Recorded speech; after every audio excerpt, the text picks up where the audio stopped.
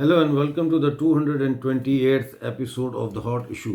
دوستو، آج آپ کے ساتھ سب سے پہلے تو ایک بہت ہی افسوسناک خبر شیئر کرنی ہے کہ آج اننت ناگ میں بی جے پی کے ایک سرپنچ غلام رسول اور ان کی اہلیہ کو دہشت گردوں نے ہلاک کر دیا ہے گولیاں مار کر۔ یہ واقعہ اننت ناگ میں لال چوک کے قریب پیش آیا، جہاں وہ کرائے کے مکان میں رہ رہے تھے اور وہاں پہ دہشت گرد ان کے گھر کے اندر گھسے اور انہوں نے انڈسکریمنیٹ فائرنگ کی، جس کے نتیجے میں جو ہے وہ دونوں شدید زخمی ہو گئے۔ ان کو فوری طور پر G M C Anant Nag hospital پہنچانے کی کوشش کی گئی، لیکن جب ہسپتال پہنچے تو انہوں نے ڈاکٹرز نے دیکھ کر ان کو کہا کہ یہ آلریڈی جو ہے یہ اپنی جان سے ہاتھ دھو بیٹھے ہیں۔ دے ور پروناؤنسڈ ڈیڈ آن ارائیول۔ دوستو، یہ کوئی پہلا واقعہ نہیں ہے جہاں پہ بی جے پی کے جو مسلم سرپنچ ہیں ان کو نشانہ بنایا گیا ہو یا ہندو سرپنچوں کو نشانہ بنایا گیا ہو، اور ہم سب اچھی طرح سے جانتے ہیں کہ ان کالی کرتوتوں کے پیچھے کن کا ہاتھ ہے۔ اس کی ڈیٹیل میں مجھے یہاں جانے کی ضرورت نہیں ہے، وہ ایک قسم کی ریپیٹیشن ہو جائے گی۔ سوال یہ ہے کہ یہ واقعات کب تک جاری رہیں گے؟ دوستو، یہ بچپن میں جب بچہ چھوٹا ہوتا ہے تو وہ دانت نکالتا ہے تو اس کو عادت ہوتی ہے کہ وہ اپنی ماں کو یا اپنے باپ کو یا جس نے بھی اس کو گود میں اٹھایا ہے اس کو وہ بائٹ کرتا ہے۔ اب یہ ایک ایسا ایشو ہے جس کو ایڈریس کرنا بڑا ضروری ہوتا ہے، ورنہ وہ اتنا دانت تھوڑے تھوڑے نکل بھی آتا ہے تو اتنی زور سے بائٹ کرتا ہے کہ وہ بڑی تکلیف دہ چیز ہوتی ہے۔ تو مجھے اچھی طرح یاد ہے کہ ہماری والدہ کہا کرتی تھی کہ جب بچہ بائٹ کرے تو اس کو ریٹرن میں اس کے بازو پہ ہلکی سی دندی کاٹو، تو اس کو پتہ چل جائے گا کہ اگر میں بائٹ کروں گا تو اس کا کنڈیشنل رسپانس مجھے یہ آئے گا، تو وہ پھر بائٹ نہیں کرتا۔ اس کو پھر آپ کوئی ربر کی چیز دیں یا کچھ دیں، وہ اس کو بائٹ کرتا ہے یا چوسنی کو بائٹ کرے گا۔ دوستو، جب ہم رسپانس ہی نہیں کریں گے کسی کو، جب ہمارے اوپر اتنے حملے ہو رہے ہیں، ہمارے سرپنچوں کو انہوں نے مارا، ہمارے پنڈتوں کو جنہوں نے کشمیر میں ایک علم کا سمندر تھے، وہ جنہوں نے کشمیری پنڈتوں کو قتل عام کیا، جینوسائڈ کیا، ان کو نکالا لاکھوں کی تعداد میں، ہم نے کچھ نہیں کیا۔ ہر روز بم دھماکے انہوں نے کیے، ہم نے کچھ نہیں کیا۔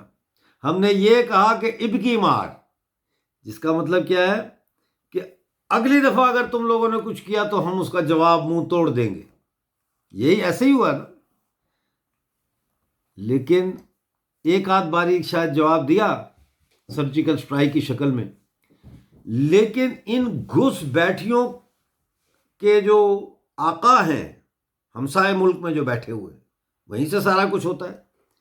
وہ تو باز نہیں آ رہے، وہ تو کبھی اب انہوں نے ڈرون بھیجنے شروع کر دیے ہیں، یعنی وہ تو ٹوٹل ان کا کام یہ ہے کہ انڈیا کی سرکار کو اور جموں کشمیر کے لوگوں کو چین سے نہیں بیٹھنے دینا، ان کو ڈیولپمنٹ نہیں کرنے دینی، ان کو سکھ کا سانس نہیں لینے دینا۔ لہٰذا جب تک ہم، وہ بچے والی مثال ہے کہ جب تک ہم ان کو بائٹ نہیں کریں گے، یہ ہمیں بائٹ کرنا بند نہیں کریں گے۔ اس لیے وقت آ گیا ہے کہ ان آتنکوادیوں کے آقاؤں کو ان کے گھر میں جواب دیا جائے۔ باقی آپ خود سمجھدار ہیں کہ میں کیا کہنا چاہ رہا ہوں، اور یہ جواب دینا اب بہت ضروری ہو گیا ہے۔ یہ اگر ہمارا سرپنچ مارتے ہیں تو پھر آپ مجھے بتائیں اس کے جواب میں ہمیں کیا کرنا چاہیے؟ ہم تو چپ نہیں بیٹھ سکتے۔ پھر بات آ جاتی ہے پی او جے کے کی۔ دیکھیے، پی او جے کے کا جہاں تک تعلق ہے، پاکستانی مقبوضہ جموں کشمیر اور پاکستانی مقبوضہ گلگت بلتستان اقوام متحدہ کی قراردادوں کے مطابق بھارت کا حصہ ہیں، اور اقوام متحدہ کی انہی قراردادوں کے مطابق بائی ڈیفالٹ سارے کے سارے لوگ جو پی او جے کے اور پی او جی بی میں رہتے ہیں وہ سب بھارتی ناگرک ہیں۔ لیکن بھارتی ناگرکوں کا لوک سبھا میں یا راجیہ سبھا میں کوئی نمائندہ نہیں ہے؟ نمائندہ ہونا چاہیے. میں یہ نہیں کہہ رہا کہ مجھے نمائندہ بنائے، مجھے نمائندہ بننے کا شوق نہیں ہے. میں تو جو کام کر رہا ہوں وہ میں کام کر رہا ہوں، لیکن کوئی نہ کوئی نمائندہ تو بنائیں.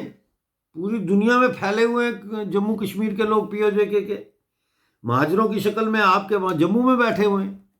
کسی نہ کسی کو تو وہاں بنائیں جو ہماری بات بھی کرے نا راجیہ سبھا میں.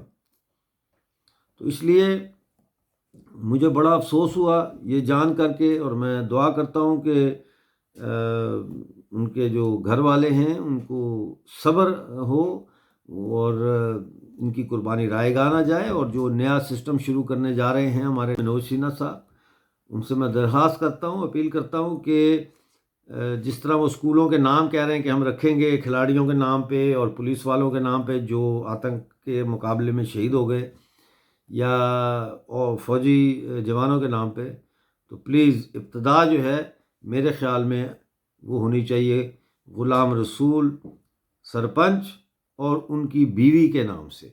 2 اسکول جو ہے وہ فوری طور پر اناؤنس کیے جائیں. ہم فوری طور پر، ہمارا یہ ڈیفائنٹ جواب جائے گا، اس لیے اس میں تاخیر نہیں ہونی چاہیے. میرا اپنا یہ خیال ہے.